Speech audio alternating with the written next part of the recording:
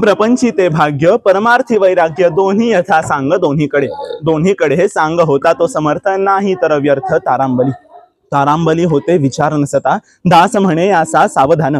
प्रापंचिक भाग्य आणि परमार्थिक वैराग्य यांचा संगम म्हणजे समर्थ व्यक्तिमत्व। अशा समर्थ व्यक्तिमत्वाच्या व्यक्तीच समाजाला खरं वळण लावित असतात आणि समाजाचं हित कशात आहे हे नेहमी पाहत असतात। चला तर मग या श्रेणीतील एका चरित्र नायकाविषयी आज मी तुमच्या समोर बोलणार आहे।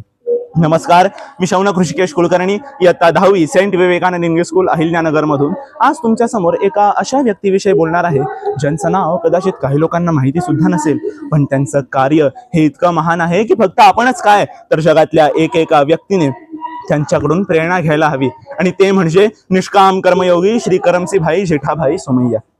मित्रांनो, करमसिंहभाई होते मूळचे गुजराती परिवारातले। जन्म झाला त्यांचा नगरमध्ये आणि त्यांनी कार्य केलं संपूर्ण देशासाठी। जमनालाल बजाज, जमशेदजी टाटा यांचं नाव आपण महान उद्योगपती म्हणून घेत असतो, पण आपण करमसिंहभाईंचं कार्य हे नीट अध्ययन करून पाहिलं तर मी नक्कीच सांगू शकतो त्या महान उद्योगपतींचा वारसा करमसिंहभाई श्रेष्ठपणे चालवत आहे। त्यांनी 1939 साली नगरमध्ये 2 साखर कारखाने उभारले। कारखाना उत्तम रीतीने चालला। त्यांचे कठोर परिश्रम, एकनिष्ठ भक्ती ही त्यातून दिसूनच येत होती। त्यांचा नफाही पुष्कळ झाला, पण मित्रांनो, नफा मिळवणे हा त्यांचा अंतिम हेतू कधीच नव्हता। त्यांचं अंतिम ध्येय होतं ग्रामीण सामाजिक पुनरुज्जीवन। CO 419 सारखे सुधारित उस्मान, शेतकऱ्यांसाठी शासकीय कर्जांच्या सुविधा, संशोधन केंद्रे, त्यांच्याकडे ज्यांनी काम केलं त्या सर्वांना पुरेपूर पैसा, पुरेपूर शिक्षण, सर्वात महत्त्वाचं म्हणजे पिढ्यान न मिळालेला त्यांना मान सन्मान देऊन करमसिंहभाईंनी खऱ्या अर्थाने उद्योगामध्ये संवेदना आणि विज्ञान याचा संगम घडवला। त्यांनी 1959 साली सोमय्या विद्याविहार याची स्थापना केली। करमसिंहभाई अशा विचारांचे होते की ज्ञान आणि शिक्षण एका माणसाची तलवार असेल तर मूल्य ही त्याची धार असते। सोमय्या विद्याविहार अंतर्गत आजपर्यंत 40 संस्था स्थापन झाल्या आहेत आणि त्यामधून तब्बल 37,000 विद्यार्थी आज शिकत आहेत। यावरून आपल्याला कळालंच असेल की हे विचार काय फक्त सांगण्यासाठी नव्हते, तर ते एका अक्षयवटाप्रमाणे होते। आधीही वाढतच होते आणि अनंत काळासाठी वाढतच जाणार आहेत। मित्रांनो, करमसिंहभाई सुरुवातीपासून जरी मनाने श्रीमंत असले तरी त्यांच्या परिस्थितीने नव्हते। गरिबीच्या परिस्थितीशी सामना करत करत मॅट्रिक पर्यंत मुंबईत त्यांनी शिक्षण पूर्ण केलं। ते नगरला आले, त्यांना पैसे कमवावे लागले, पण तेही स्वप्रयत्नांवरूनच, दुसऱ्यांचे कामगार गुलाम बनून कधीही नाही। कर्मण्येवाधिकारस्ते मा फलेषु कदाचन। तुम्ही जे कर्म करत आहात ते फळाची अपेक्षा न करता करा।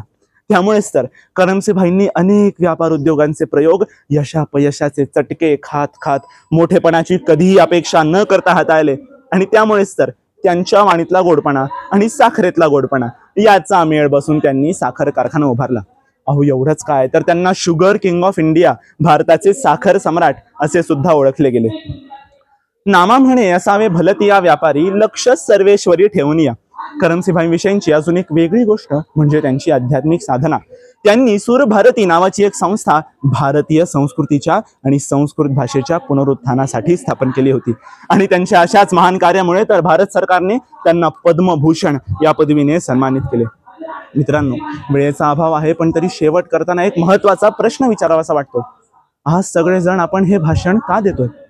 स्पर्धेत पहिल्या क्रमांकासाठी का फक्त या महान विभूतींचं गौरवगान करण्यासाठी? तर नाही, हे भाषण आपण देत आहोत आपल्याच कृतींसाठी। हे भाषण, त्यामागचा अभ्यास आपल्याला पुन्हा पुन्हा आठवून देतं की आपलं यश हे फक्त आपल्या पुरताच नाही, तर त्यामध्ये समाजाचाही वाटा आहे।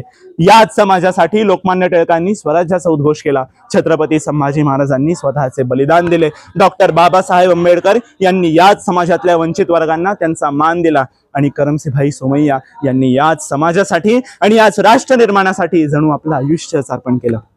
मित्रांनो, आता आपलं कर्तव्य एवढंच आहे की या महान विभूतींनी ज्या सुखी, समृद्ध आणि आनंदी अशा समाजाचे चित्र उभारले